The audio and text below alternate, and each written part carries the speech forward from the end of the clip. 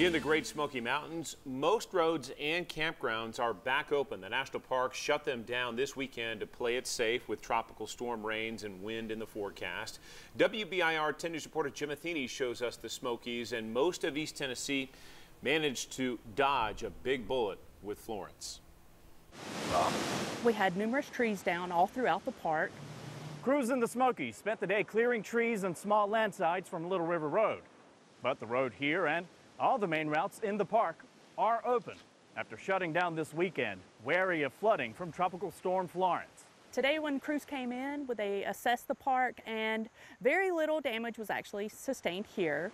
We were estimated to have up to 8 to 10 inches. At the highest elevation, Mount LeConte recorded a little over 2 inches. So the park saw a couple of inches of rain, sustained winds around 25 miles an hour throughout this weekend, gusts up to around 50. But really no major flooding at any of the rivers in the national park or really anywhere else in East Tennessee.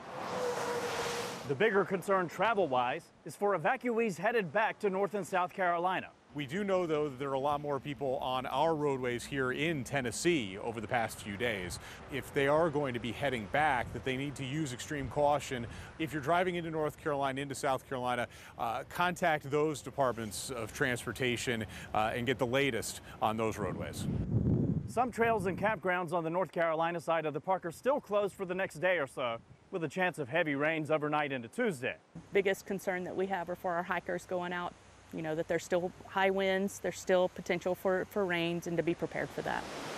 Aside from some soupy and sometimes stormy conditions, this historic tropical system, Florence, spared the Smokies. Definitely, it could have been much worse. It was very minimal damages here, and we're very thankful for that. In the Great Smoky Mountains National Park, Jim Athene, WBIR 10 News. But again, there were pockets where lots of rain fell, while the park received only a few inches. More than a foot fell on Mount Mitchell in North Carolina.